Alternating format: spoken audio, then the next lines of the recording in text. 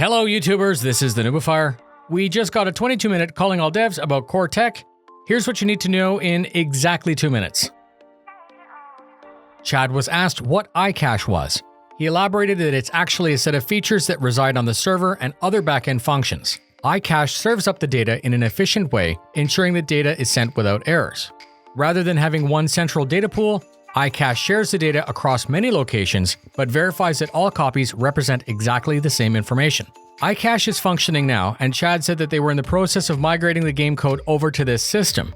Chad clarified, though, that the effort to date had more to do with designing the data structure and the systems. Caching speeds up access to the data that is used constantly by keeping it close, and he said that objects pop in with delay when requesting ships, changing loadouts, buying objects, and all of this would be reduced. After iCache is in, global persistence and server meshing are next.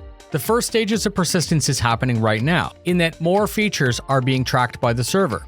Earlier, the backend services for this were not available, and Chad said that global persistence must be complete before they can start server meshing. Persistence is currently still tied to your character, and when they migrate to meshed servers, the population cap will need to be removed, and we will share what will seem to be a single game universe. Clive Johnson spoke next about more detail about server meshing.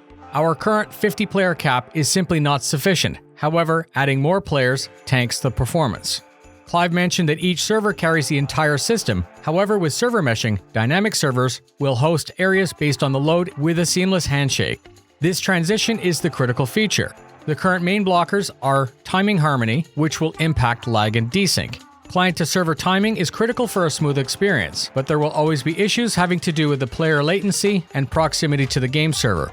Clive mentioned that they had tested timing two servers together as an exercise. They expected it to perform poorly. However, he confirmed that the lessons that they learned from this experiment were critical in highlighting future hurdles. They got to see firsthand what happens over hundreds of tests for when one server is slave to another or for when both are set as equals. And that's it. Fly safe, and I'll see you in the verse.